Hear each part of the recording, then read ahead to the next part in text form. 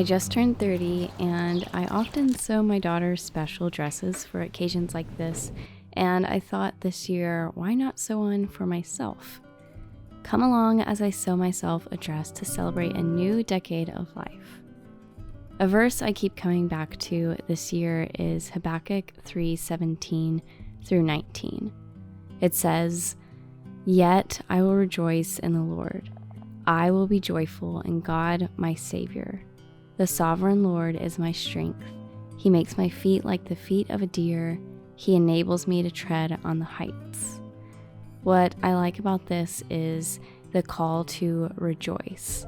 And I see sewing, creating, and taking these little moments throughout weeks upon weeks to sew something in the margins of life as a way to rejoice and use the gifts that I have to honor and see that God is who I can rejoice in, and taking that time to calm myself and set my eyes on things that He has called me to set my eyes on, everything that's lovely and true and just and right and pure. And rejoicing, what I've learned, is not just for the big milestones of life. We are instructed to rejoice daily.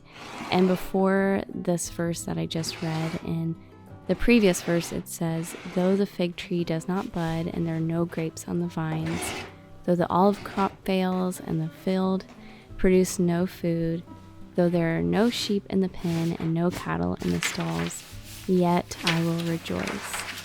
So even though things may not look perfect, you can still rejoice because it's God that we rejoice in. So that is something that I brought with me as I took these moments to sew these dresses. I ended up liking the dress that I made so much that I made a second option, and I love the fabrics that I chose. I will link them below for you. And I'm using the square neck Betty dress and making a few changes that I'll share with you to create a shorter version. With all of that, I wanted to ask you, what is currently bringing you joy? I'd love to hear. I know that the smallest things are often the most powerful things that bring joy.